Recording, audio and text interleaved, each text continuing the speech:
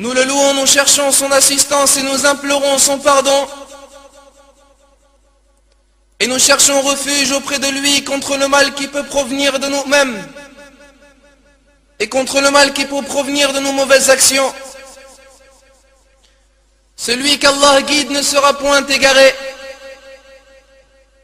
et celui qu'Allah égare ne trouvera jamais de guide. Et je témoigne que nul ne mérite d'être adoré en dehors d'Allah, l'unique sans associé.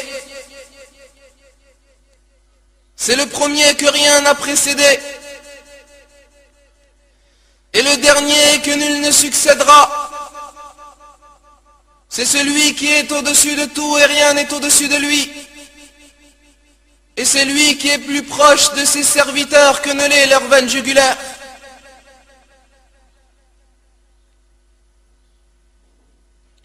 Allah fut avant l'existence de l'endroit. Et Allah ne changea pas de ce qu'il fut. Ni endroit ni temps ne le limite. Il a su ce qu'il fut. Et il a su ce qui est. Et il a su ce qu'il sera. Et il sait ce qui se serait passé si cela ne s'était pas passé. Et lorsqu'il décrète une chose, il n'a qu'à lui dire soit et là. C'est lui l'unique qui n'a pas d'opposé. Et le riche qui n'a besoin de rien. Et le puissant que ne vint rien qui se trouve dans les cieux et dans la terre. C'est le premier sans début. Et le dernier sans fin. Et c'est celui qui est capable de toutes choses. وأشهد أن نبينا محمدا عبد الله ورسوله وصفيه من خلقه وخليله بلغ الرسالة وأدى الأمانة ونصح الأمة وكشف الله به الغمة. Et je témoigne que notre prophète Mohammed a son serviteur et son messager, sa créature élue et son bien-aimé privilégié. Il a transmis le message qui lui fut confié. Il fut loyal envers ses engagements. Il prodigua de sages conseils à la communauté. Allah éclaira ainsi les ténèbres dans lesquelles les gens erraient, les ténèbres de l'injustice et de l'ignorance. Allahumma salli wa sallim wa zid wa barik alayhi wa ala alihi wa ashabihi wa ahbabihi wa atba'ihi wa ala kulli man sara ala darbihi wa istanna bi sunnatihi. واقتفى أثره إلى يوم الدين.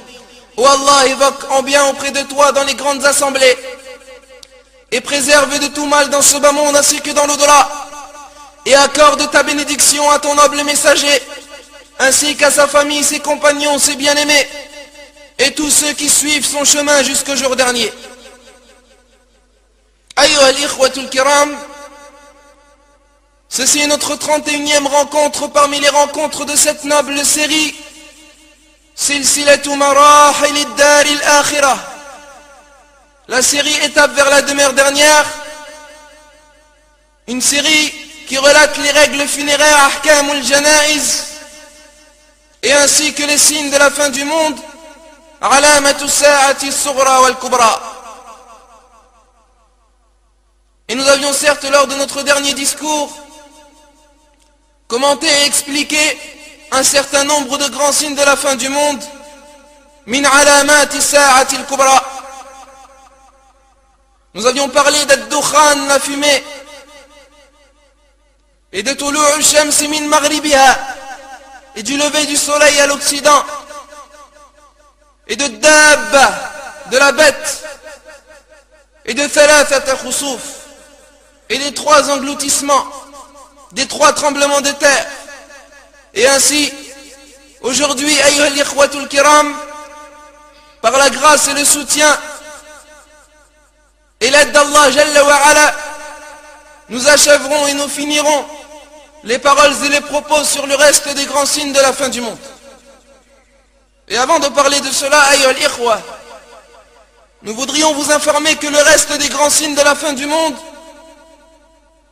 n'auront pas lieu et ne se lèveront pas et ne seront pas vécus par les muwahhidoun, les monothéistes, ne seront pas vécus par les croyants al-mu'minoun, ne seront pas vécus par les musulmans al-muslimoun, mais ils seront vécus par ceux qui auront mécru en Allah Azza wa Jal, par ceux qui se seront montrés hypocrites envers Allah Jalla wa Ala, par ceux qui auront associé quelques associés à Allah Tabaraka wa Ta'ala.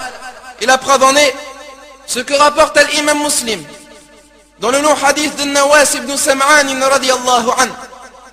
Le messager d'Allah alayhi salatu wa salam nous dit: à ce moment-là, Allah enverra un vent doux qui les portera de dessous de leurs aisselles. Il prendra alors l'âme de tout croyant et de tout musulman. Ne resteront alors que les plus mauvaises personnes.